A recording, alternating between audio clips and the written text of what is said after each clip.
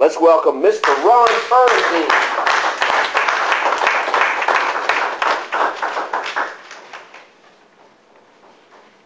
I was on the verge of tears. It had been a few years since I'd seen my daughter, Amanda. After her mother and I split up, I was on the phone with Amanda one night and I said some things. Stupid things. Things that I immediately regretted. And ever since that terrible night, she refused to see me or even speak with me. And although I continually tried to get in touch with her and I left her messages and sent her cards, the situation was appearing more and more hopeless.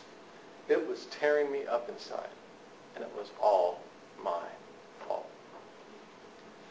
Mr. Toastmaster, friends, and guests, in spite of the grim situation, though, I then began to reflect on this marvelous girl, this person that I had a stake in creating, and whom I had hurt terribly.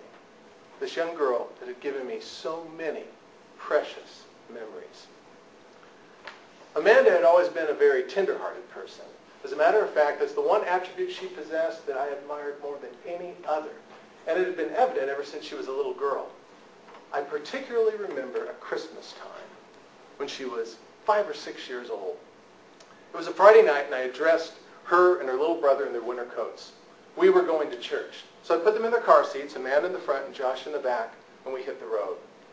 I remember that over the car radio, the gentle voice of Nat King Cole was singing, "A mother tonight is rocking a cradle in Bethlehem."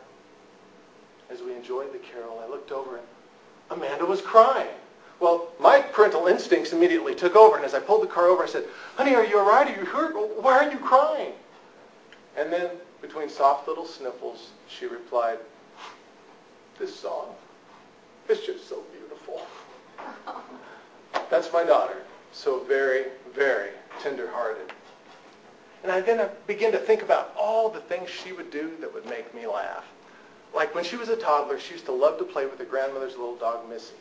Missy was the small poodle mix, and she loved to play fetch. And Amanda loved to play with her, but Amanda hated getting that toy out of Missy's mouth. So she would toss it, the dog would retrieve it, and then she would do one of these, trying to get as much space between her little limbs and Missy as humanly possible. It was adorable. Oh, and I remember all of those nights that she would have me read her bedtime stories. She loved for me to do bedtime stories, using voices for each character and grand sweeping gestures. And one of her favorite books that she would always bring me was Pinocchio. It was also one of her least favorite books because she knew that when I got to the middle of the book and opened it up, there would be a 2-page illustration of Monstro the whale. And she was terrified of Monstro the whale. When we got to that part, she would hide her eyes and refuse to peek until I turned the page. I have so many other fond memories, like when she would ask me to draw pictures for her during church. I know, her old man was a bad example. Or when we would play the Christmas lights game during the holidays, driving through neighborhoods, Christmas lights, Christmas lights. Or that Christmas morning when she got her little ferret, Natasha, as a Christmas gift. I'll never forget how her face lit up. Or the night that she graduated. I was so very, very proud. I was proud of her. I loved her. And I missed her. I missed her every single day that we were apart after her mom and I split up.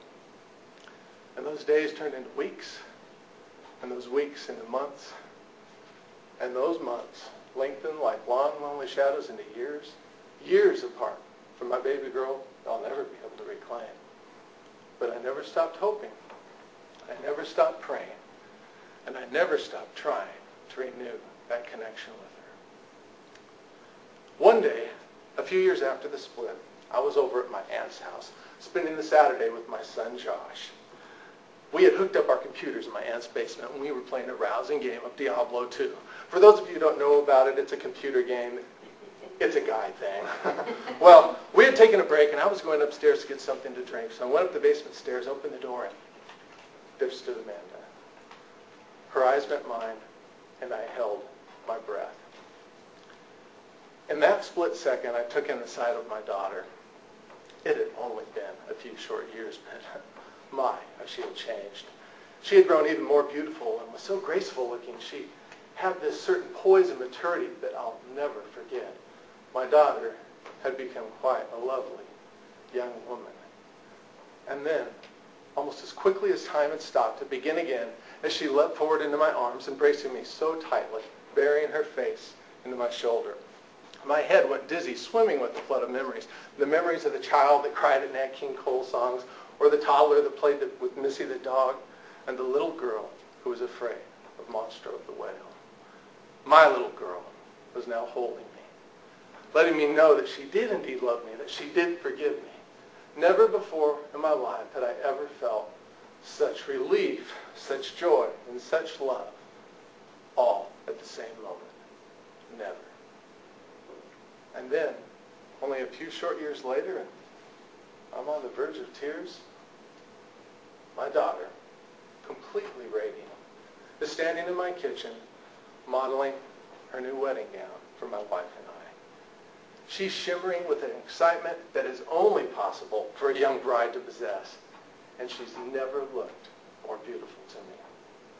So, I let the tears flow that night, but not because of the absence of my daughter in my life, but rather for the blessing of her nearness, for her love, for her friendship, and for all the wonderful memories that she's given me, and for all the wonderful memories of Amanda that I'm certain are to come. Mr. Toastmaster.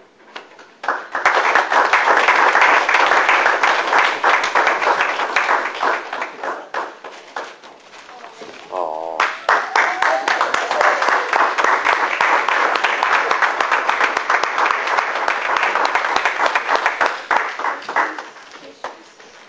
Thank you, Ron.